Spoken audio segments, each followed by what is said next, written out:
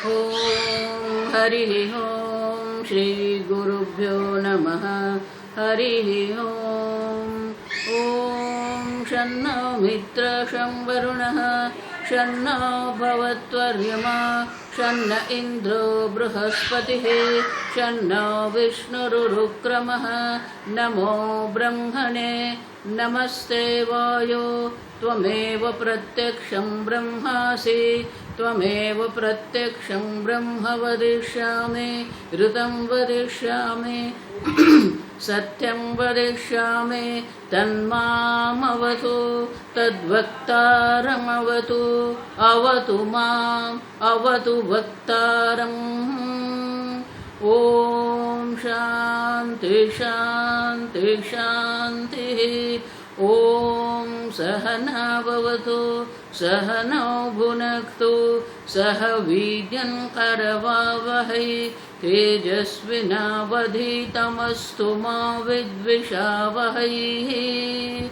ओम शांति शांति शांतिः। सदाशिवसमारम्भां शङ्कराचार्यमध्यमाम् अस्मदाचार्यपर्यन्तां वन्दे गुरुपरम्परां। श्रुतिस्मृतिपुराणानाम् आलयं करुणालयं नमामि भगवत्पादं शङ्करं शङ्करं लोकशङ्करं शङ्करं शङ्कराचार्यं केशवं बादरायणं सूत्रभाष्यकृतौ वन्दे भगवन्तौ पुनः पुनः। ईश्वरो गुरुरात्मेति मूर्तिभेदविभागिने व्योमवद्व्याप्तदेहाय दक्षिणामूर्तये नमः। निधये सर्वविद्यानां विशदे भवरोगिणां गुरवे सर्वलोकानां दक्षिणामूर्तये नमः। ओम नमः प्रणवार्थाय शुद्धज्ञानैकमूर्तये निर्मलाय प्रशान्ताय दक्षिणामूर्तये नमः। ओम नमः श्री शंकरानंद गुरुपादाम्बुजन्मने। ओम नमः श्री शंकरानंद गुरुपादाम्बुजन्मने। सविलास महामोह ग्राह ग्रासैककर्मणे सविलास महामोह ग्राह ग्रासैककर्मणे।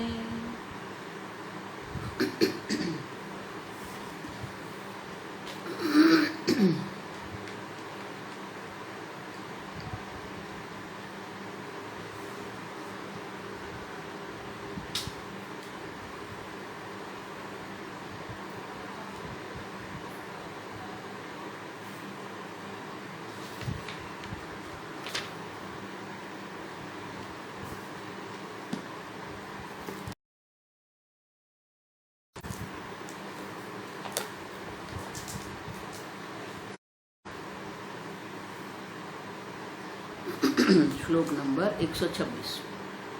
तत्व विस्मृति मात्रार्थ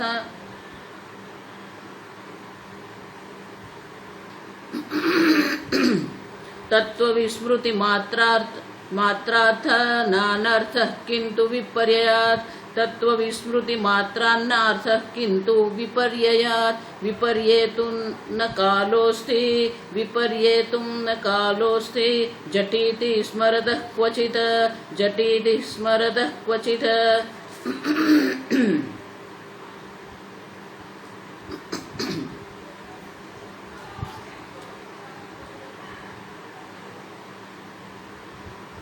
भारती तीर्थ मुनि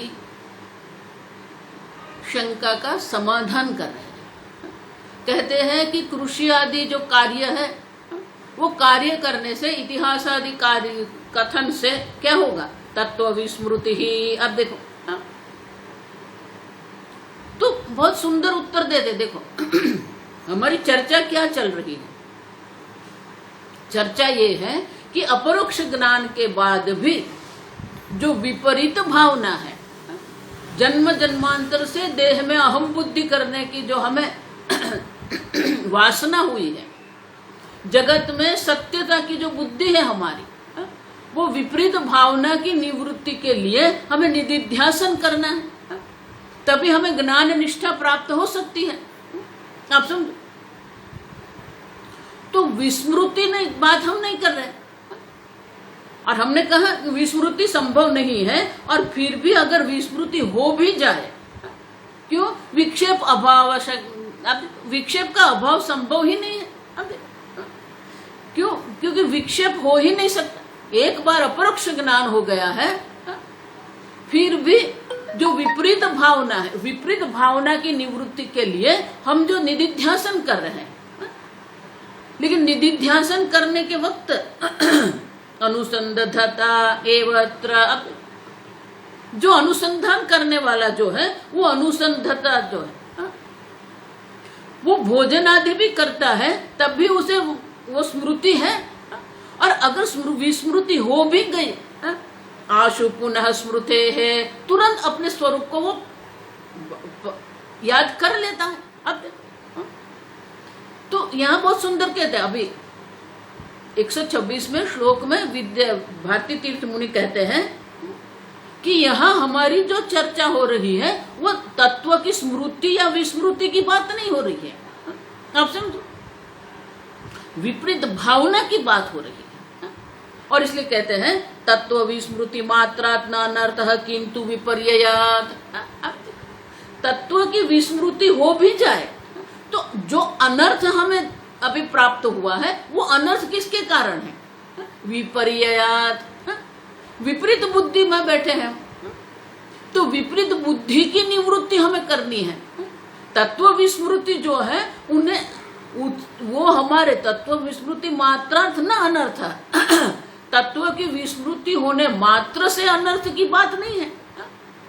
बात जो हमारी हो रही है किंतु विपर्ययात्, तो विपरीत भावना हमें जो हो रही है, विपर्ये तुम न कालोस्ति झटिति स्मरत क्वचित। अब देखो, तो मैं पूर्ण ब्रह्म स्वरूप हूं, यह परोक्ष ज्ञान है। अब जब भोजन कर रहे हैं तो वो विस्मृति की संभावना है ही नहीं।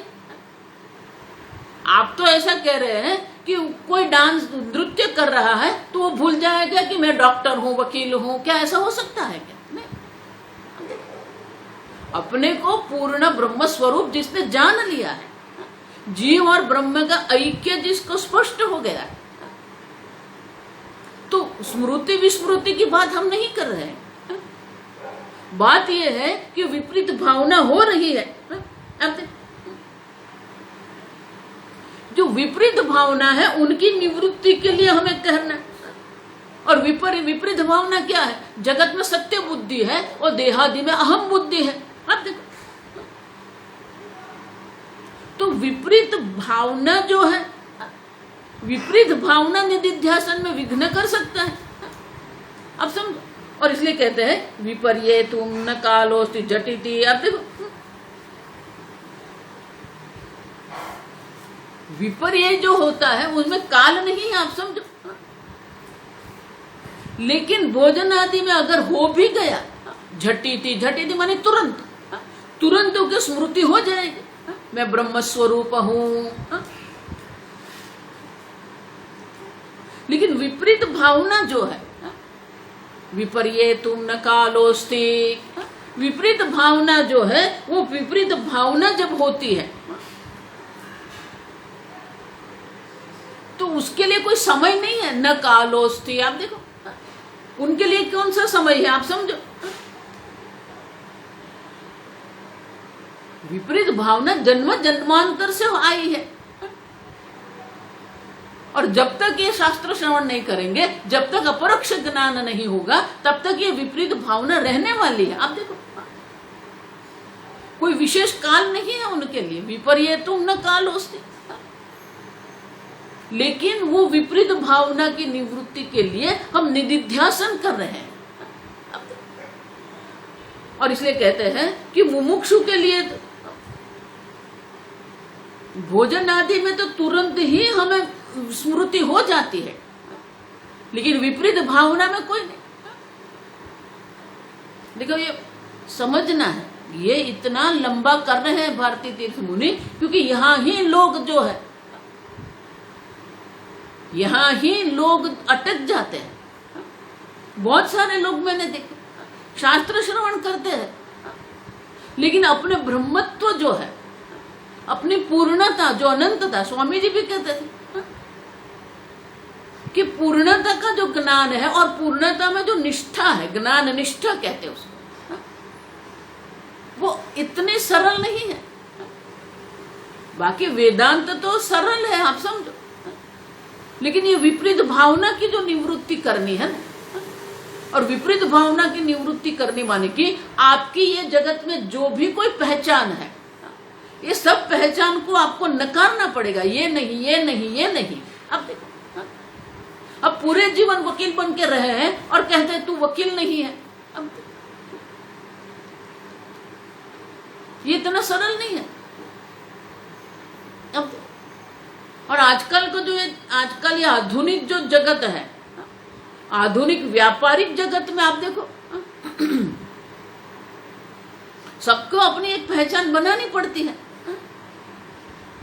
और वो पहचान से वो चलते हैं। आप सब, अब वो पहचान को ही आपको छोड़ना है। ये नहीं हूं, ये नहीं हूं, ये नहीं हूं। और इसलिए कहते हैं कि विपरीत भावना जो होती है उनमें कोई समय नहीं है। आप समझो, न कालोस्ति विपरीत, विपरीत भावना में कोई समय नहीं लगता है।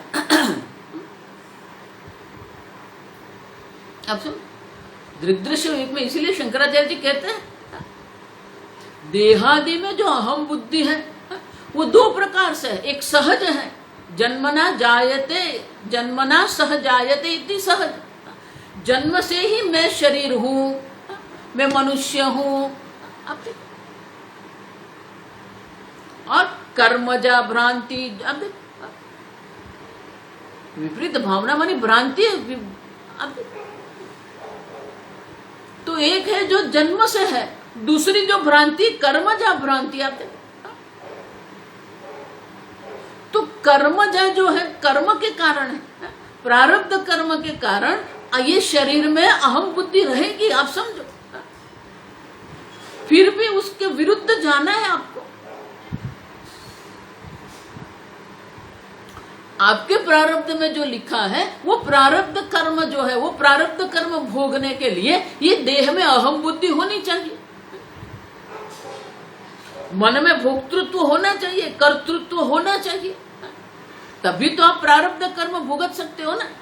प्रारब्ध कर्म जो है, प्रारब्ध कर्म का जो फल आपको मिल रहा है वो फल भुगतने के लिए वो भोक्ता होना चाहिए। अब देखो, तो कर्म जो तादात्म्य, कर्मजन्य जो तादात्म्यपन है, जो हम बुद्धि है, वो रहेगी। आप समझो,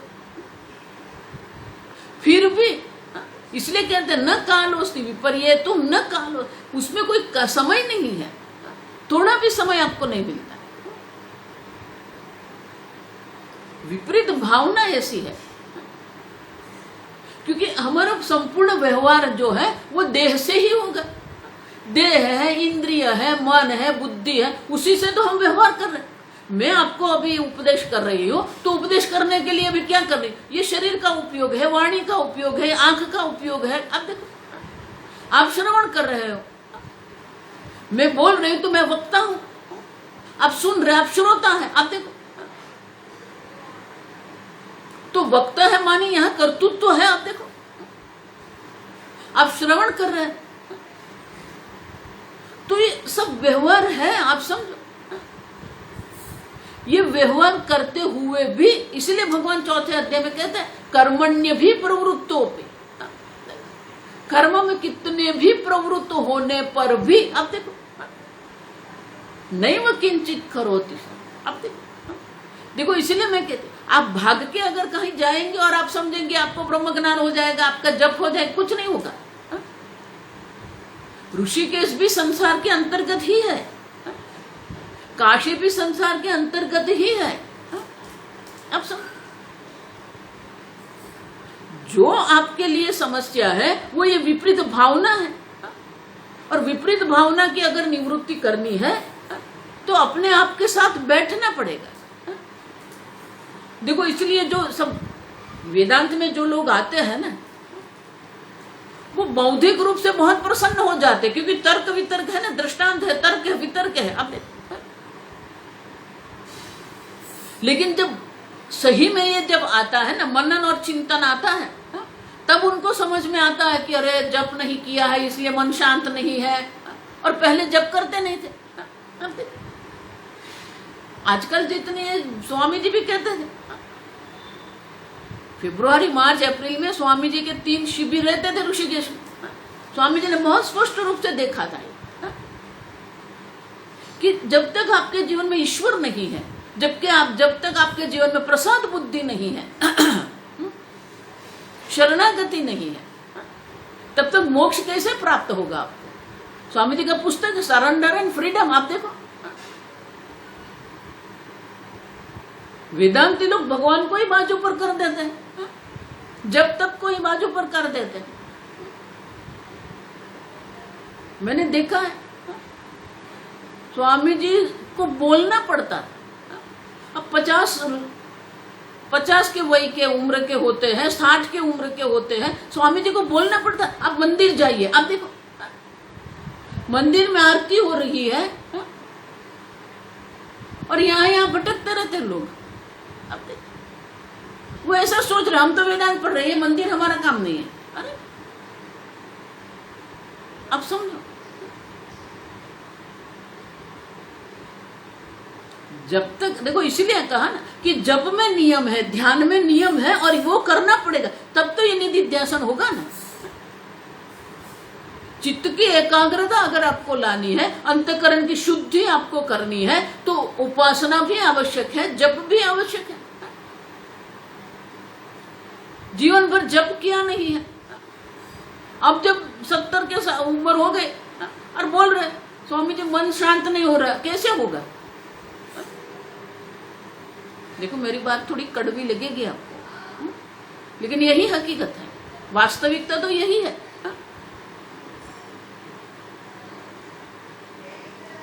जप जो है, स्वामी जी का पुस्तक है, जप भी पुस्तक है स्वामी जी का। आपके विचार पर अगर आपको नियंत्रण लाना है, आपके राग द्वेष पर अगर आपको प्रभुत्व प्राप्त करना है, तो श्रेष्ठ तो जप है। क्योंकि जप में क्या होता है, ओम नमो भगवते वासुदेवाय, ये वृत्ति है। आप मन में जप कर रहे हैं ओम नमो भगवते वासुदेवाय, तो आपके निश्चय से आपने जो वृत्ति है वो मंत्र है। फिर दूसरी वृत्ति भी कौन सी होगी, ओम नमो भगवते वासुदेवाय। सहज रूप से हमारे मन में वृत्ति उठती रहती है, उनके ऊपर हमारा कोई नियंत्रण नहीं है। 5 मिनट के बाद आपके मन में कौन सा विचार उठेगा वो आपके नियंत्रण में नहीं है, किसी के नियंत्रण, सिद्ध पुरुष के नियंत्रण में भी नहीं। आप समझना, किसी भी सिद्ध पुरुष को आपको पूछना, 10 मिनट के बाद आपके मन में कौन सा विचार आपके मन में आएगा, क्या आप कह सकते हो? नहीं कह सकते आप, क्योंकि आपके मन में जो विचार उठ रहे हैं वो आपके प्रारब्ध के अनुरूप है। लेकिन वो विचार पर आपको नियंत्रण अगर पाना है, तो नियंत्रण पाने के लिए क्या करना पड़ेगा, जप करना पड़ेगा। क्यों? ओम नमो भगवते वासुदेव, ये वृत्ति है। अब आपके ही निश्चय से दूसरी वृत्ति भी कौन सी है, ओम नमो भगवते वासुदेवाय। तीसरी वृत्ति कौन सी है, ओम नमो भगवते वासुदेवाय। चौथी वृत्ति कौन सी है, ओम नमो भगवते वासुदेवाय। आप समझो, तो एक ही मंत्र आप करते रहते हैं, तो उतने काल तक कौन सी वृत्ति आपके मन में उठेगी उनका नियंत्रण आपके पास है। अब समझो, तो वो नियंत्रण, विचार पर नियंत्रण पहले लाना पड़ेगा, मनोनिग्रह जिसको कहते हैं। हा? तो जप से ही ये मन पर, विचार पर हम प्रभुत्व प्राप्त कर सकते हैं। किस समय कौन सा विचार हमें करना है वो हम निश्चित करेंगे। और इसीलिए ये विपरीत भावना के लिए हमें समय नहीं है। आप देखो, होती रहती है ही पहले से, जन्म जन्मांतर से ये भावना लेके हम बैठे हैं। जगत में सत्य बुद्धि करके बैठे हैं, देहादि में अहम बुद्धि करके बैठे हैं। तो जगत की जो सत्यता है, कई लोग मुझे कहते हैं स्वामी जी ये जगत मिथ्या, तो मेरा पुत्र मिथ्या, और तेरा पुत्र नहीं, तेरा शरीर ही मिथ्या। जब शरीर ही तू नहीं है तो तेरा पुत्र कहां से आया? आप शरीर में अहम बुद्धि है तो पुत्र में मम बुद्धि होगी ना, लेकिन मैं शरीर हूं ही नहीं। अब आप शरीर नहीं है तो पुत्र कैसे आपका हो गया? अब समझो, जब तक देह में अहम बुद्धि है तब तक ये पुत्र पत्नी पिता माता सब कुछ है, देह के संबंध से ये सब है। जब देह ही नहीं रहता है तो कौन सा संबंध रहेगा आपका? इसलिए शंकराचार्य जी भजगोविंद में कहते हैं, प्रश्न उठाते हैं। अपने आप को ये प्रश्न आपको पूछना पड़ेगा, को हम कुतायातः, मैं कौन हूं, मैं कहां से आया हूं? का मैं जननी को मैं तातः, मेरी जननी मेरी माता कौन है? इस जन्म में इस शरीर जो है वो माता के शरीर से उत्पन्न हुआ है, वो माता है आपकी। ये शरीर छूट जाएगा, फिर कौन माता कौन पिता? पिछले जन्म में वो माता पिता आपके क्या संबंध में थे आपको नहीं पता। अब समझो, तो ये देहादि में अहम बुद्धि है तो ये सब में ममता रहेगी। तो आगे पूछते स्वामी जी मेरा पुत्र मिथ्या है। अरे तेरा शरीर ही मिथ्या है तो पुत्र कहां से सत्य होगा? अब समझो, इसलिए ईश्वर में जितना हम प्रेम करेंगे तो ये सब प्रेम जो है हमारा हट जाएगा। अब समझो, ईश्वर में जितना आप प्रेम करेंगे इतना ये जगत जो है, जगत प्रत्ये की जो आपकी आसक्ति जो है वो छूटेगी नहीं। ईश्वर की भक्ति से ही वैराग्य प्राप्त होता है। इसलिए भगवान कितनी बार कहते हैं, उपनिषद में भी हम देखो, भक्ति के बिना वैराग्य नहीं है। आप समझना, वेदांत तो आप शब्द पकड़ लेंगे, पंच महाभूत क्या है, पंचकोश क्या है, अवस्थात्रय क्या है, वो तो बुद्धि से आपने पकड़ लिया है। लेकिन आप जो नहीं है वो छोड़ने को तैयार है क्या? नहीं मेरा पुत्र नहीं रहेगा, फिर मेरी सेवा कौन करे? कौन की सेवा है? शरीर की सेवा करनी है। और प्रारब्ध में अगर लिखा है तो वो करेगा, प्रारब्ध नहीं लिखा है तो कुछ नहीं होगा। कितने इतने सारे माता पिता है जिसके पुत्र पुत्री सब प्रदेश में है, और यहाँ कौन किसी और के यहाँ से टिफिन उनको आता है। अब देख, जब प्रारब्ध में ही आपका पुत्र की सेवा नहीं है तो आप क्या करेंगे? अब समझ, जब बेटे को आप पुत्र को जब भेजते हैं ना, अमेरिका, तो बहुत आनंद से भेजते हैं। मेरे पुत्र तो अमेरिका गया, मेरे पुत्र का ये है वो है। अब जब वृद्धावस्था आती है ना तब पता चलता है, किसी यहाँ से टिफिन लाना पड़ता है।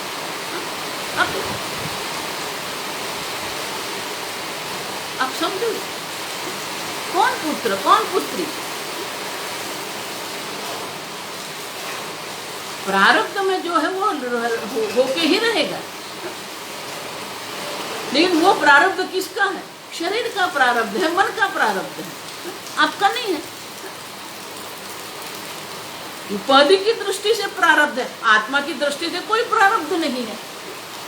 आप समझ, और इसलिए कहते हैं विपरीत भावना के लिए कोई समय नहीं है। अगर विस्मृति भी हो गई तो स्मृति तुरंत हो जाती है, लेकिन ये विपरीत भावना जो है उनकी निवृत्ति हमें करनी है। हमारी जो चर्चा हो रही है, चर्चा का जो विषय है वो तत्व की स्मृति विस्मृति नहीं है।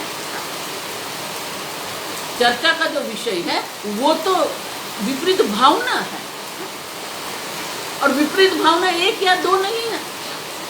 हमेशा इसलिए मैं कहती हूँ सबको कि ये घट का जो दृष्टांत है, घट मिथ्या है, मिट्टी सत्य है, बोलना बहुत सहज है, लेकिन वो समझना जो है वो इतना सरल नहीं है। और इसलिए कहते हैं कि विपरीत भावना जो हमें हो रही है, वो विपरीत भावना के लिए कोई समय नहीं है, क्योंकि अनेक प्रकार की विपरीत भावना लेके हम बैठे हैं। घट और मिट्टी तो एक ही है, रज्जु और सर्प जो हम कहते हैं, रस्सी है, सांप है, वो तो एक है। यहाँ तो अनेक प्रकार से विपरीत भावना है और एक एक को निकालना पड़ेगा। अन्योंतरात्मा प्राणमय है, अन्योंतरात्मा मनोमय है। आप लोग को सुनाई दे रहा है ना, क्योंकि बहुत जोर से बारिश हो रही है। कोई एक मुझे उत्तर दे दो कि आपको ठीक से सुनाई देता है कि नहीं। आप सुनो। तो विपरीत भावना की निवृत्ति हमें करनी है, और जिसको अपरोक्ष ज्ञान हो गया है उनके लिए विस्मृति का कोई प्रश्न नहीं है। भोजन आदि में भी उनको तो स्मृति रहती है, और इसलिए कहते हैं कि भोजनादि है या काव्यादि है,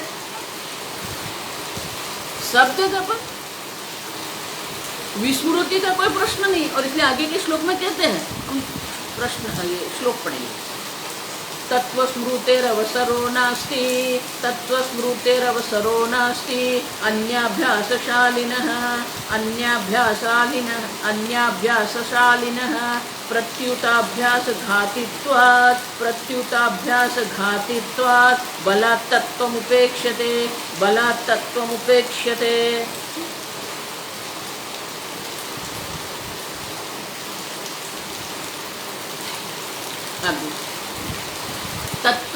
तत्व स्मृतेः अवसरः नास्ति अभ्यासशालिनः।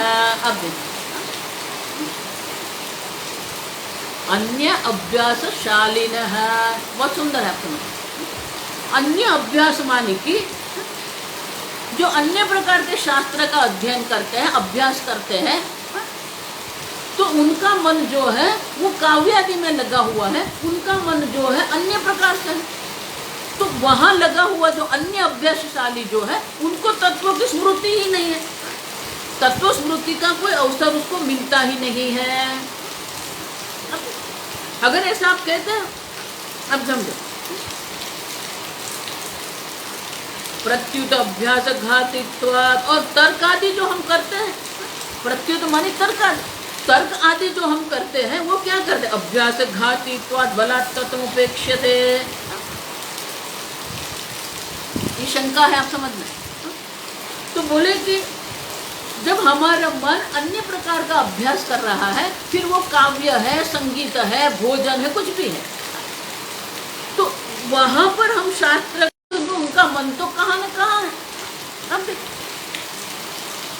शास्त्र में वो ही होता है, आप समझना, काव्यादि भी नहीं, शास्त्र में भी यही होता है।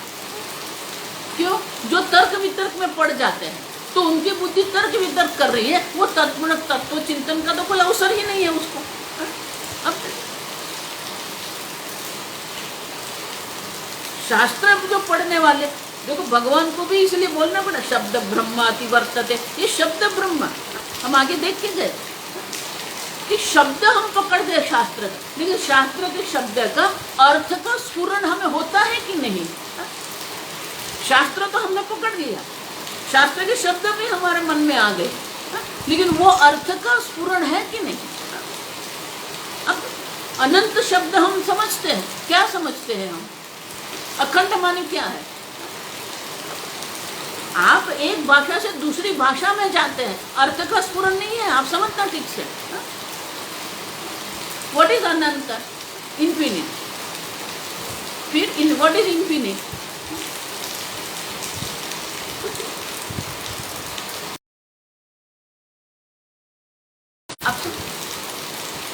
तो शास्त्र के शब्द में उनका मन लगा हुआ,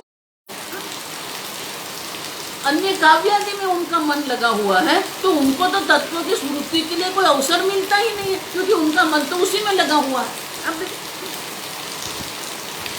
प्रत्युत अभ्यास घातित्वात्, इतना ही नहीं, काव्य तर्कादि जो हम करते हैं वो तो हमारे अभ्यास घातित्वात् मानी क्या है? अभ्यास को जो है वो भुला देता है, उनका घातक है, उनका नाश करने वाला है। तत्व उपेक्षते, और तत्व की उपेक्षा भी हो जाएगी। तो कहते हैं कि अगर अन्य प्रकार का अभ्यास हो रहा है तो वो तो तत्व की स्मृति के लिए हमें अवसर नहीं प्रदान करता है, और दूसरा ये तर्कादि में हम पड़े रहते हैं, तो तर्कादि में पड़े रहने से क्या होगा? तत्व की उपेक्षा हो जाएगी और अभ्यास का जो है वो घातक है, अभ्यास हमारा बंद करवा देता है। तो इस प्रकार से अगर आप सोच रहे हैं, अब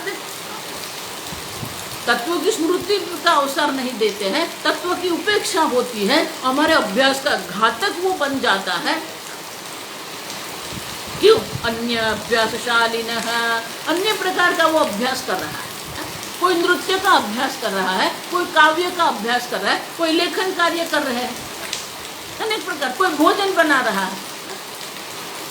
तो बोले कि ये तीन बात होती है, तत्व की स्मृति का अवसर नहीं मिलता है, तत्व की उपेक्षा होती है, और अभ्यास के लिए वो घातक बनता है। तो अगर आप ऐसा कह रहे हो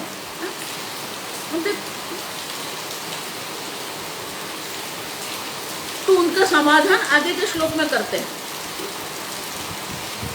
अब समझो, देखो दो प्रकार से उनका उत्तर है।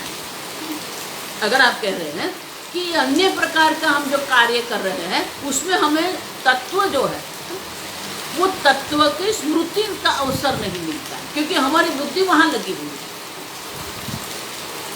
तो उनके लिए कहते हैं, पहले भारती तीर्थ मुनि क्या कहते हैं वो हम देखते हैं। बहुत सुंदर है, देखो दो प्रकार से उनका उत्तर होता है। अगले तमेवैकं विजानीथ तमेवैकं विजानीथ अन्यवाचो विमुञ्चत इति श्रुतं तथा अन्यत्र वाचो विज्ञापनं कृति।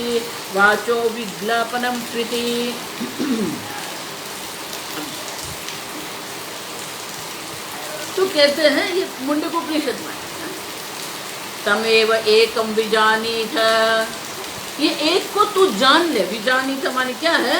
तू जान ले। और उनके लिए क्या करना पड़ेगा? अन्य वाचो विमुंचत, अन्य सर्व प्रकार की जो वाणी है, अन्य सर्व प्रकार की जो चर्चा है, उनका आप त्याग कर दो। अन्य वाचा विमुंचत इति श्रुतम तथा अन्यत्र, अन्य श्रुति भी बृहदारण्यकोपनिषद में भी कहा गया है, वाचो विज्ञापनम तु इति। एक बार में पूर्ण ब्रह्म स्वरूप हूँ, फिर वाणी भी क्या हो जाती? विनाश हो जाती।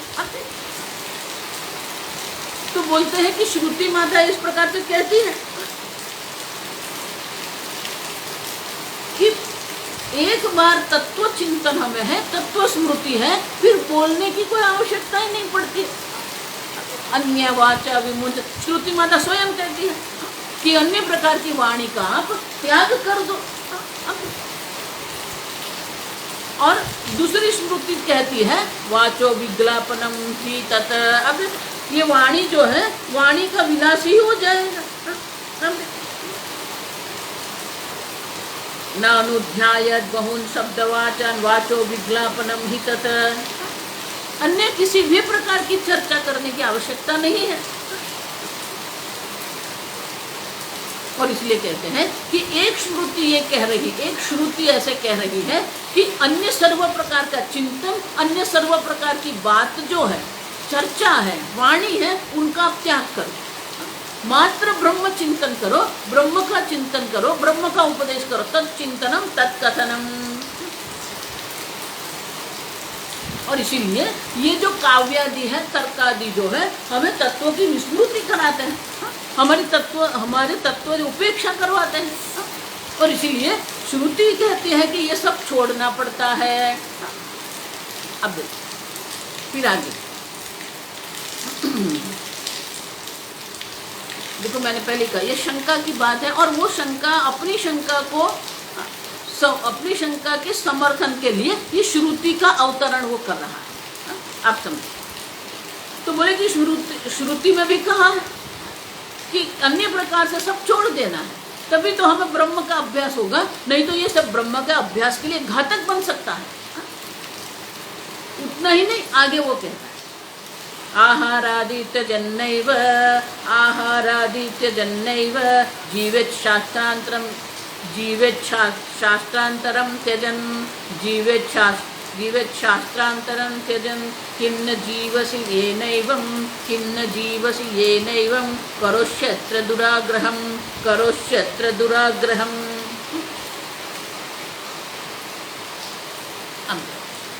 तो कहते हैं कि ये इतना बड़ा दुराग्रह आप क्यों कर रहे हो? करोषि अत्र दुराग्रहम किम। तो आप इतना ये काव्य आदि का त्याग कर दो, कृषि आदि का त्याग कर दो, ये सबका त्याग करने के लिए आप दुराग्रह क्यों कर रहे हो? क्यों? आहार आदि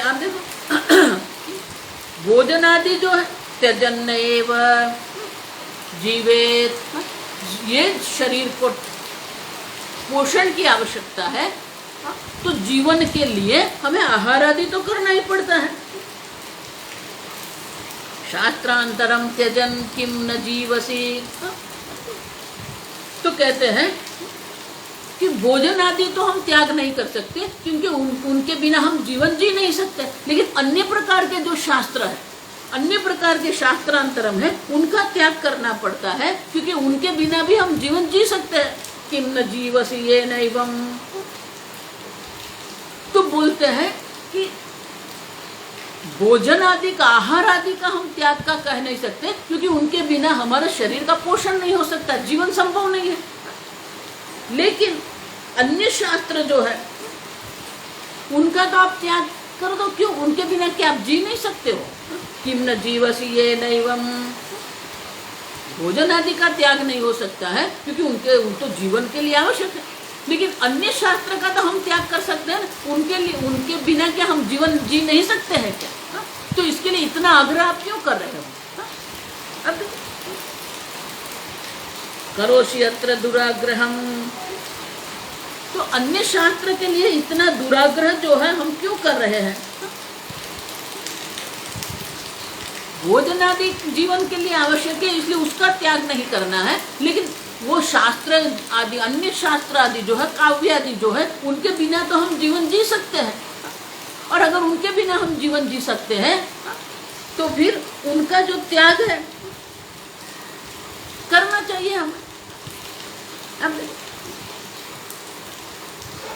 और इसलिए कहते हैं कि हम यही कहते हैं कि आहार आदि, आप भोजन आदि जो आप कह रहे हैं कि भोजन आदि जो है उनका त्याग नहीं करना है, क्योंकि जीवन के लिए आवश्यक है, लेकिन अन्य शास्त्र के बिना तो हम जीवन जी सकते हैं, तो फिर उनका हमें त्याग करना चाहिए। तो भर्तृतीर्थ मुनि कहते हैं करोषीति किम करोषीति दुराग्रह। इतना दुराग्रह आप क्यों कर रहे हो? अब तुम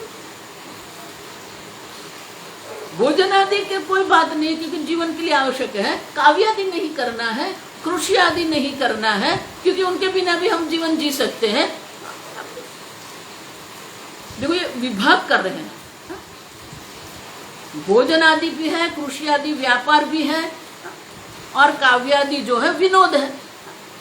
अब समझो, तीन प्रकार की प्रवृत्ति। भोजन आदि जो हमारे शरीर के पोषण के लिए है, कृषि आदि जो है धनोपार्जन के लिए है, काव्य आदि जो है वो हमारे मन के रंजन के लिए है,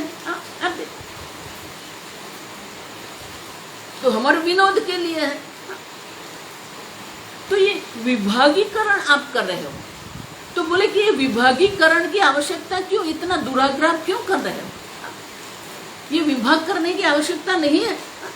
और इसीलिए आगे के श्लोक में समाधान कर, देखो ये 3 श्लोक के द्वारा जो कह रहे हैं, तो भारती तीर्थ मुनि ये प्रश्न उठा कि आप इतना दुराग्रह क्यों कर रहे हो? अब सब ये दुराग्रह की कोई आवश्यकता नहीं है। आप श्रुति भी कहते हो, श्रुति कह रही है अन्य वाचा विमुंचत वाचो विज्ञापनम ही तत। ठीक है, वो श्रुति कह रही है, हम मना नहीं कर रहे, लेकिन वही श्रुति जो है हमें अनेक प्रकार से बात कर रही है। और इसीलिए कहते हैं आगे के श्लोक में हम पढ़ेंगे। अब समाधान कर रहे हैं। जनकादिः कथं राज्यं जनकादिः कथं राज्यम् इति चेद्दृढबोधतः तथा तवापि चेत्तर्कं पठयद्वा कृषिं कुरु। देखो वेदांत में जो उत्तर देते हैं ना, ये विशेष प्रकार से उत्तर देते हैं। ये जो हम विद्यालय में पढ़ते हैं और उत्तर देते हैं, ऐसा उत्तर यहाँ नहीं होता है। पहले से ही कह दिया है कि इतना दुराग्रह क्यों कर रहे हो। पहली बार तो कहते हैं, आप देखो अगर आप ऐसी शंका कर रहे हो तो जनकादेः कथम राज्यम, जनकादि जो है वो राज्य करते थे। गीता में भगवान कहते हैं लोक संग्रह मेवापि जनकादयः। अब देखो जनकादि जो राजा थे वो लोक संग्रह के लिए सब राज्य करते थे। तो अगर वो राज्य कार्य कर रहे हैं तो क्या उनको तत्वों की विस्मृति हो गई क्या उनको? तो अगर ऐसा कहते हैं तो बोले कि नहीं क्या इति दृढ़बोधतः, तो बोले कि उनका तो ब्रह्म ज्ञान की दृढ़ता थी और दृढ़ता के कारण क्या है, उनको तत्वों की विस्मृति नहीं होती थी और उनके लिए ये संभव भी होता था। तो बोले कि आप भी यही करो, आप भी योग ज्ञान में दृढ़ता प्राप्त करो। तथा तवापि चेत्तर्कं पठयद्वा कृषिं कुरु।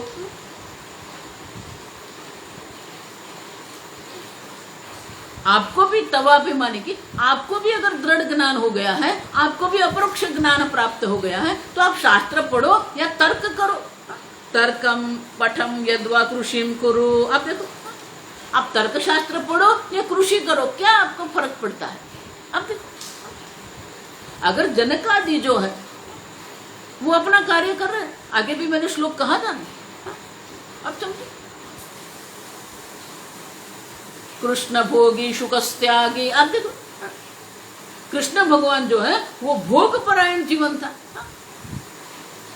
श्री कृष्ण भगवान के जो द्वारका में जो भगवान का जीवन था बिल्कुल भोग परायण जीवन था। तो बाह्य दृष्टि से तो कृष्ण भोगी, और सुखदेव जी थे जन्म से ही निकल गए। अब कोई संस्कार नहीं करने दिए, न जात संस्कार किया, कुछ भी नहीं, निकल पड़े। वस्त्र भी धारण नहीं करते। शुकस्त्यागी राम जनको नृपौ च, राम भगवान थे वो राज्य करते थे। जनक राजा थे वो राज कार्य करते थे। वशिष्ठादयः कर्म रताः। वशिष्ठ मुनि है, वाल्मीकि है, विश्वामित्र है, याज्ञवल्क्य, अनेक ऐसे ऋषि मुनि, भारद्वाज, शौनक है, कर्मरत, अनेक प्रकार के यज्ञ कर्म करते थे वो। तो अब सबके अपने अपने जीवन का जीवन की एक पद्धति थी। जनक राजा थे, राम राजा थे, वशिष्ठ आदि जो है यज्ञ कर्म करते रहते थे। ज्ञाने तु सर्वे समानाः, लेकिन ज्ञान की दृष्टि से अगर आप देखते हैं तो सर्व समान है। प्रारब्ध के अनुरूप उनको जो भी प्रवृत्ति उनके जीवन में प्राप्त हुई है वो प्रवृत्ति वो कर रहे थे। पर ये कर रहे थे क्यों? दृढ़ बोधतः, दृढ़ बोध होने के कारण वो सब कर रहे थे। और इसीलिए उनकी जो प्रवृत्ति जो कर रहे थे वो उनके ब्रह्म ज्ञान के लिए विरोधी होती नहीं थी। अब समझ, तो अगर ऐसा था तो भारती तीर्थ मुनि उनके सामने ये कटाक्ष करते हैं। और अगर तुझे भी दृढ़ ब्रह्म ज्ञान हो गया है तो तू तर्क शास्त्र का अध्ययन कर, पठ तर्कम। अब देखो या कृषि करो। और दृढ़ ब्रह्म ज्ञान नहीं हुआ है तो दृढ़ता के लिए आप प्राप्त करो। ऐसे तर्क वितर्क करने की आवश्यकता नहीं है। स्वामी जी हमेशा कहते थे, महाराज जी भी हमेशा कहते थे, जिसको ब्रह्म ज्ञान में दृढ़ता प्राप्त करनी है उसे ये तर्क वितर्क से निकल जाना चाहिए। जो लोग बहुत तर्क वितर्क करते हैं तो उनकी बुद्धि वो तर्क वितर्क में रहती है, तो वो ब्रह्म चिंतन करती नहीं। आप समझ, अगर उन लोगों ने दृढ़ता प्राप्त कर ली है तो आप भी वही दृढ़ता प्राप्त तवापि, और अगर आपने दृढ़ता प्राप्त कर ली है तो फिर ये प्रकार की चर्चा करने की आपको कोई आवश्यकता नहीं। फिर वो काव्य आदि है या कृषि आदि है, भोजन आदि है कि राज्य कार्य है, फिर कोई भी कर्म आप करो, किसी भी प्रकार से तत्व की विस्मृति होनी ही नहीं है। आप समझो, क्योंकि आपके ब्रह्म ज्ञान का किसी भी प्रकार से वो घातक नहीं है। आप समझो, इसलिए पहले ही मैंने कह दिया कि ये ज्ञान में निष्ठा हमें प्राप्त करनी, दृढ़ता प्राप्त करनी है। वो दृढ़ता प्राप्त करने के लिए वो क्लैरिटी, स्वामी जी इसलिए कहते थे स्पष्टता, वो प्राप्त अगर हमें करना है तो निधिध्यासन करना पड़ेगा, तभी तो विपरीत भावना की निवृत्ति होगी। हम देख,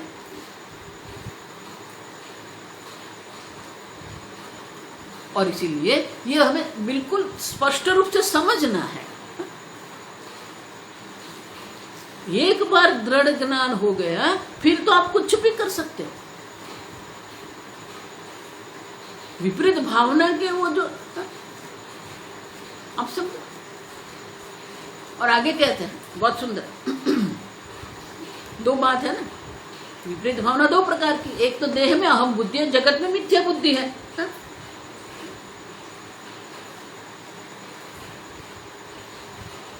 तो बोले ठीक है, वो तो हम समझ गए, लेकिन ये जगत मिथ्या है जिसने समझ लिया है, वो जगत में कैसे प्रवृत्ति करेंगे? उनको तो पता है ये मिथ्या है, अब मिथ्या जगत में प्रवृत्ति वो कैसे कर सकते हैं? अब मैं आपको उपदेश कर रही हूं,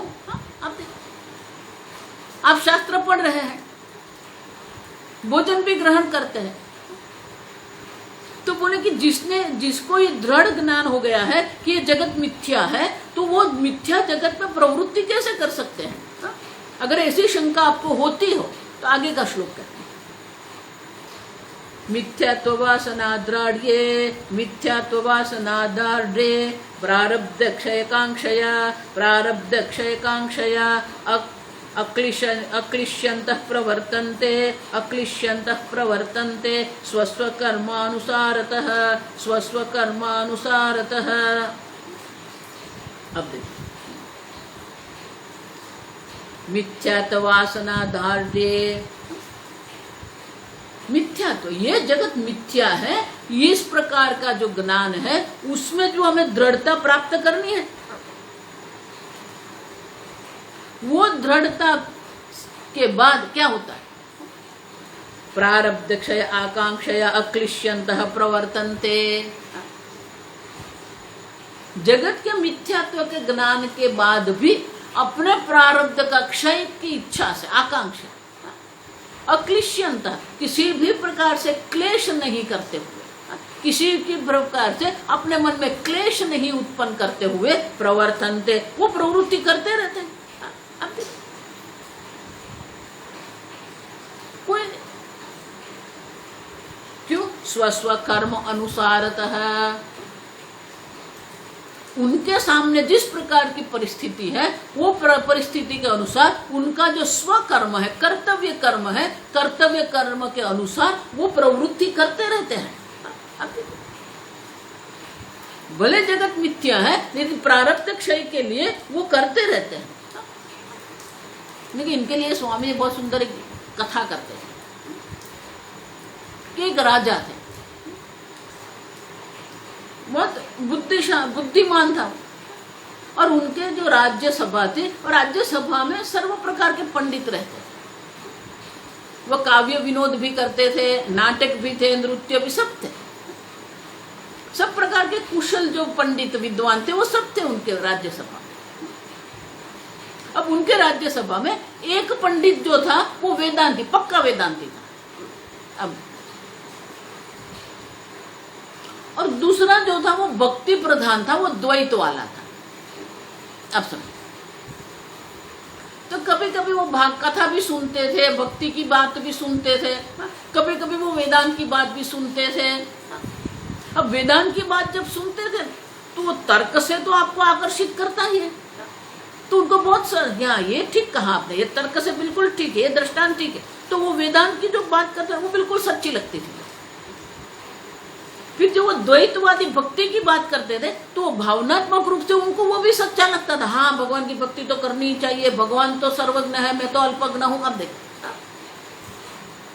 अब दोनों और उनकी बुद्धि जो चलती रहती, वेदांत में बुद्धि तर्क करती रहती थी और भावना की बात जब आती थी वो भक्ति की ओर बढ़ जाता था, और दोनों को वो ठीक से करता। अब एक बार क्या हुआ, कहीं जाना था, अब राजा जाते हैं ना तो पूरा रसाला लेके निकलते हैं। अब सब उनके साथ जाते हैं, भोजन आदि की व्यवस्था भी होती है, रहने की भी व्यवस्था होती है, स्नान आदि की भी व्यवस्था, सब प्रकार की व्यवस्था होती है। और उन्होंने सोचा कि मार्ग में हम जाएंगे तो सोचा साथ में विद्वान को भी ले लेते हैं, बैठ के थोड़ा 1-2 घंटा जो है हम इस थोड़ा शास्त्र श्रवण भी करेंगे, विनोद भी करेंगे और ऐसे ही हम यात्रा करेंगे। तो सोचा ये सबको ले लेते, तो ये सबको भी ले लिया साथ में। अब जब जा रहे थे तो बीच में ऐसा सोचा कि चलो हम चलते हैं, अश्व पर नहीं बैठना है, पालकी में नहीं बैठना है, थोड़ा चलते हैं। तो चलने लगे सब। अब राजा चल रहे हैं तो उसके साथ मंत्री भी चल रहे हैं, रानी भी चल रही है, विद्वान भी सब चल रहे हैं और बात करते थे। जंगल था तो बात करते करते चल रहे थे। अब ये जो वेदांती था ना, वो भी जंगल का सौंदर्य देख के, पशु पक्षी पुष्प वृक्ष, तो वो भी आनंद में चल रहा था। अब आनंद में चलते चलते वो थोड़ा आगे निकल गया, ये सब जो बात कर रहे थे उससे वो थोड़ा आगे निकल गया। अब जब वो थोड़ा आगे निकला तो आगे उन्होंने देखा कि बड़ा सा हाथी वहां से आ रहा था। वो जंगली हाथी है। अब वो जंगली हाथी आ रहा था और उसके पीछे जो था पूरा उनका परिवार था। छोटे हाथी भी थे, बच्चे भी थे, हथनी भी थे, सब था। अब तो वो दूर थे, तो ये वेदांती था, उसने सोचा ठीक है वो तो वहां दूर है, वो कहीं और चले जाएंगे। वो चलता रहा। फिर उन्होंने देखा कि वो तो अपनी ओर आ रहे हैं। अब ये जंगली हाथी है, उनका विश्वास नहीं कर सकते और उनके सामने लड़ना तो हमारी बात ही नहीं है। अब कोयम्बतूर जाएंगे, जो आश्रम है ना आनेकट्टी के, आनेकट्टी माने कि हाथी का झुंड है वहां, मानी रहते हैं हाथी, बहुत सारे हाथी है। और वो हाथी 10-10 फुट के होते हैं, बड़े होते। अब उसने देखा कि हाथी आ रहा है और जंगली हाथी है और कोई रास्ता है नहीं आगे पीछे जाने का। तो वो जोर से चिल्लाया, अरे जंगली हाथी आ रहा है, जंगली हाथी, भागो भागो। अब जैसे सुना सबने जंगली हाथी आ रहा है और उसके पीछे बहुत सारे हाथी भी हैं और ये दौड़ने लगा। अब बड़े पंडित दौड़ते हैं तो छोटे वाले तो दौड़ने वाले, सब दौड़ गए क्योंकि वो हाथी आ रहा था। सब भागने लगे, ये भी दौड़ता, बहुत दूर तक दौड़ के गए। फिर देखा कि वो हाथी कहीं दिखाई नहीं दे, वो कहीं और चला गया। फिर राजा ने बोला कि चलो ठीक है, अब यहाँ ही हम विश्राम कर लेते हैं, अगले दिन प्रातः काल हम आगे चलेंगे, अब यहाँ ही रहना है, अभी कहीं पर जाना है। अब ठीक है, बैठ गए सब लोग। अब वो जो द्वैतवादी था ना, उसने पकड़ लिया। जो जैसे ही सायंकाल में सब बैठ के थोड़ा कीर्तन किया, सत्संग किया, तो जो द्वैतवादी था ना, उसने पकड़ लिया। तो बोला कि देखो राजा, मैं आपको कब से कह रहा हूं कि ये जगत सत्य है, ईश्वर ने बनाया है।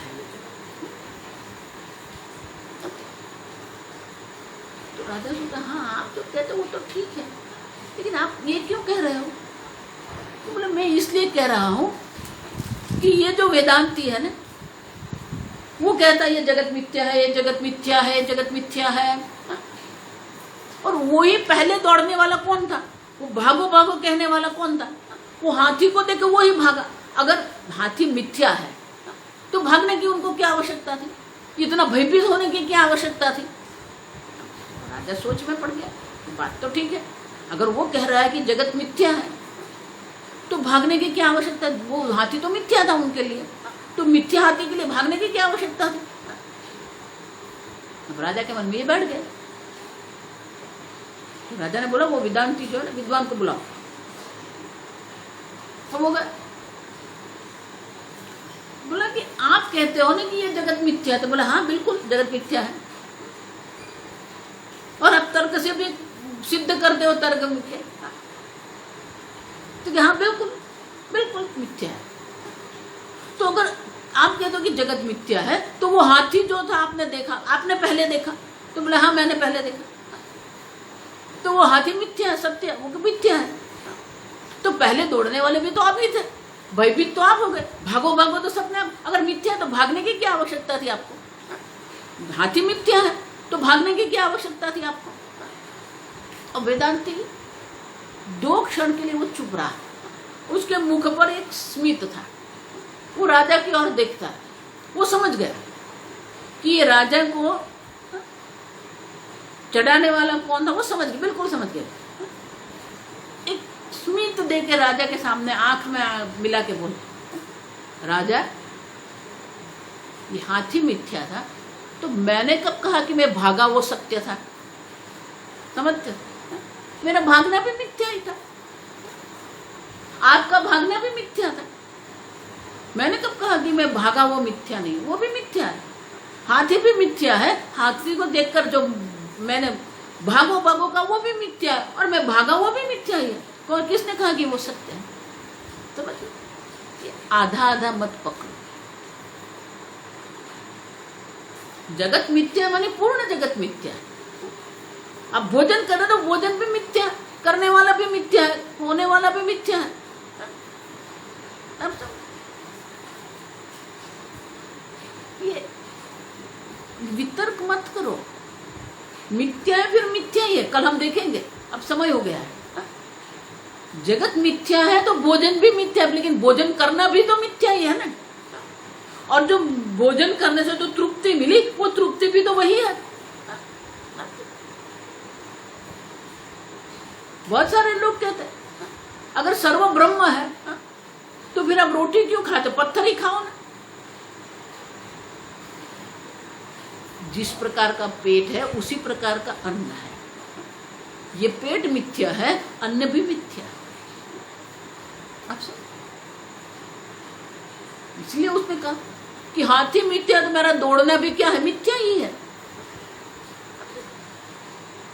और इसीलिए ये प्रश्न उठा है, बहुत सुंदर प्रश्न है। देखो मैं हमेशा ये कहती हूँ प्रश्न सुंदर है। क्यों कहती हूँ? क्योंकि उस प्रकार का प्रश्न हमारे मन में भी होता है।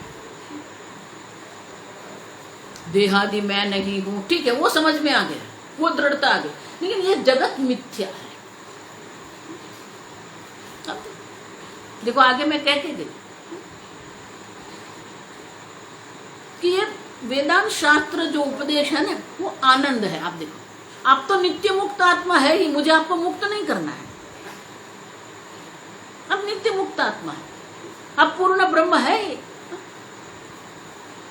आप जो नहीं है वो ही मुझे आपको बताना है कि आप ये नहीं हो। तो जब तक आप ये नहीं समझते तब तक मुझे उपदेश करता रहना पड़ेगा। देखो इसलिए वेदांत में कोई टेंशन नहीं है, ध्यान में पूरा टेंशन रहता है, दबाव रहता है। ऐसे बैठना है, हरा रंग दिखना चाहिए, काला नहीं, बहुत सारा दबाव रहता है। यहाँ कुछ दबाव नहीं है, ये विनोद है। आप समझो, क्योंकि शास्त्र जो है, शास्त्र का अध्ययन करके समझना यही है कि शास्त्र भी मिथ्या है, गुरु भी मिथ्या है, शिष्य भी मिथ्या है, जगत भी मिथ्या है। जो सत्य वो आप स्वयं है। आप वो सत्यम ज्ञानम अनंतम ब्रह्म है। आपके सिवा अन्य जो कुछ भी है वो सब मिथ्या है।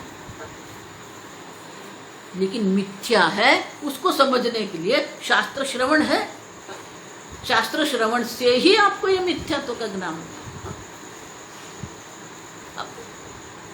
इसलिए उसके दृष्टांत देते, स्वप्न जगत जो है मिथ्या है, लेकिन स्वप्न जगत में जो व्याघ्र था, सिंह था, वो इतनी जोर से आपके ऊपर आया और आप जाग गए। अब तो जो मिथ्या व्याघ्र था ना, उसने आपको जगा दिया। उसी प्रकार से ये शास्त्र जो है, गुरु जो है, भले मिथ्या है लेकिन आपको वो सत्य की ओर ले जाते हैं। जिस प्रकार से वो मिथ्या स्वप्नगत जो व्याघ्र था वो आपको जागृत में ला सकता है, उसी प्रकार से ये जो शास्त्र श्रवण है, ईश्वर की भक्ति है, वो आपको वो सत्य ब्रह्म की ओर ले जा सकते हैं। आप समझो ये ठीक से। जगत मिथ्या है माने सर्व मिथ्या। हम ऐसा आधा आधा नहीं कह रहे। देखो इसलिए भगवान भी कहते हैं इदम शरीरम कौन्तेय क्षेत्रम इति विद्यापि। अर्जुन ये शरीर मिथ्या है। स्वामी जी हमेशा कहते हैं अगर आप वो दृश्य अगर आपके सामने लाएंगे, विजुअलाइजेशन कहते हैं उसको अंग्रेजी, अगर वो दृश्य आप देख रहे हैं कि अर्जुन को भगवान उपदेश कर रहे हैं, दोनों रथ में है, अब देखो बहुत सारे चित्र जो है ना वो ऐसा दर्शाते हैं कि अर्जुन भूमि पर बैठा है, नमस्कार करता हूं, और भगवान वहां सा, ऐसा नहीं है। दोनों रथ से नीचे उतरे ही नहीं है।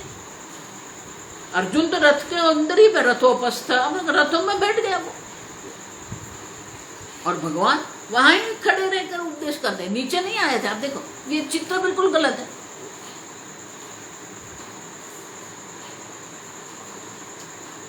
तो अर्जुन जो होता, अब देखो तो अर्जुन को भगवान उपदेश कर रहे हैं, तो स्वामी जी कहते हैं कि अब ये वो दृश्य देखो आपके मन में, और देखो जब भगवान ये 13वें अध्याय का श्लोक कह रहे हैं इदम शरीरम कौन्तेय क्षेत्रमिति अभिधीये, तो भगवान क्या करेंगे? इदम मानी यह मानी कौन सा? अपना। तो भगवान अपने शरीर को दर्शाते हुए कहते होंगे ना इदम शरीरम कौन्तेय क्षेत्रमिति अभिधीयते। अब गुरु का शरीर भी मिथ्या ही है, क्षेत्र है। जो चैतन्य स्वरूप आत्मा है वो सत्य है, लेकिन यही जो उपाधि गुरु जी की है, वो गुरु जी की उपाधि के द्वारा हमें शास्त्र श्रवण मिलता है। और गुरु जो है वो गुरु शरीर से गुरु नहीं है, कोई अपनी बुद्धि से है। स्वामी जी बहुत सुंदर कहते हैं एनलाइटन, वो ज्ञानी है तो शरीर से कोई ज्ञानी नहीं है, बुद्धि से वो ज्ञानी है। जो देखना है वो हमारे गुरु जी की बुद्धि को देखना है कि उनकी बुद्धि में जो है वो अज्ञान नहीं रहा, अज्ञान की निवृत्ति हो गई, उपाधि तो वही की वही है। और वो जो है वो हमें उपदेश कर रहे हैं तो हमें वो ज्ञान हो जाएगा। लेकिन वो ज्ञान करा रहे तो इसका अर्थ ये नहीं कि ये सत्य हो गया। आप सब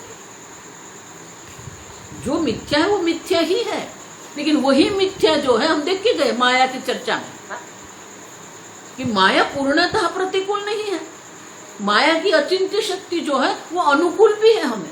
वो माया शक्ति जो है वो भले माया मिथ्या है, लेकिन माया की अचिंत्य शक्ति से हमें ईश्वर का अनुग्रह प्राप्त होता है, तो हमें वेदांत में रुचि उत्पन्न होती है। वो ईश्वर का अनुग्रह होता है तो हम भगवान की भक्ति प्राप्त कर सकते हैं, वही ईश्वर का अनुग्रह होता है। वो माया सब हमें वेदांत का अनुकूलता करके देते। वो माया ही है जो हमें वेदांत के लिए अनुकूलता प्रदान करती है। वो माया की अचिंत्य शक्ति के कारण ही हम शास्त्र श्रवण कर सकते हैं। शास्त्र श्रवण करने के बाद वो शास्त्र श्रवण जो किया है उनका मनन चिंतन भी हम कर सकते हैं, निधिध्यासन भी हम कर सकते हैं। अब सब और इसीलिए ये आधा आधा नहीं पकड़ना। इसलिए कहते हैं कि भोजन आप विभाग कर रहे हो कि ये भोजन आदि है, ये कृषि आदि है, ये काव्य आदि है तो सब कर्म ही। अब सुन, और प्रारब्ध क्षय के लिए उनके सामने जो भी परिस्थिति आती है उनके अनुरूप वो प्रवृत्ति करते रहते हैं। प्रारब्ध क्षय आकांक्षा प्रवर्तनते। अब देखो जिस प्रकार के उनके सामने प्रारब्ध है, प्रारब्ध के अनुरूप वो भी अपनी अपनी प्रवृत्ति करते रहते हैं। भले जगत मिथ्या है लेकिन अक्लिश्यंतः, इसलिए शब्द क्या अक्लिश्यंत, मन में कोई प्रकार का क्लेश नहीं है। बिना क्लेश किए, बिना विरोध किए, बिना अस्वीकार किए वो अपनी प्रवृत्ति करते रहते हैं। अब सुन, और इसीलिए आप जो ये कर्म का विभाग कर रहे हैं कि भोजन आदि जो है उन तो जीवन के लिए आवश्यक है, ऐसा नहीं है। प्रारब्ध के अनुरूप जो भी प्राप्त होता है उनके अनुरूप वो अपने जीवन की प्रवृत्ति करते रहते हैं। आप समझ, उनमें कोई विरोध नहीं है, क्योंकि प्रारब्ध जो है वो ईश्वर का अनुग्रह है। प्रारब्ध जो है वो कर्म फल है जो ईश्वर ने प्रदान किया, तो उनका विरोध करने की कोई आवश्यकता नहीं। और इसलिए कहते हैं कि जगत भले मिथ्या है लेकिन अपने प्रारब्ध के अनुरूप उनको जो प्राप्त होता है उसी प्रकार का जीवन वो व्यतीत करते हैं। आगे हम कल देखेंगे। ओम स्वस्ति प्रजाभ्यः परिपालयन्तां न्यायेन मार्गेण महीं महिषाः गोब्राह्मणेभ्यः शुभमस्तु नित्यं लोकाः समस्ताः सुखिनो भवन्तु काले वर्षतु पर्जन्यः पृथिवी सस्यशालिनी देशोऽयं क्षोभरहितः ब्राह्मणाः सन्तु निर्भयाः। ओम सर्वेषां स्वस्तिर्भवतु, सर्वेषां शान्तिर्भवतु, सर्वेषां पूर्णं भवतु, सर्वेषां मङ्गलं भवतु, सर्वे भवन्तु सुखिनः, सर्वे सन्तु निरामयाः, सर्वे भद्राणि पश्यन्तु, मा कश्चित् दुःखभाग् भवेत्। असतो मा सद्गमय, तमसो मा ज्योतिर्गमय, मृत्योर्मा अमृतंगमय। ओम पूर्णमदः पूर्णमिदं पूर्णात् पूर्णमुदच्यते पूर्णस्य पूर्णमादाय पूर्णमेवावशिष्यते। ओम शांति शांति शांतिः। हरिः ओम श्री गुरुभ्यो नमः। हरिः ओम। हरि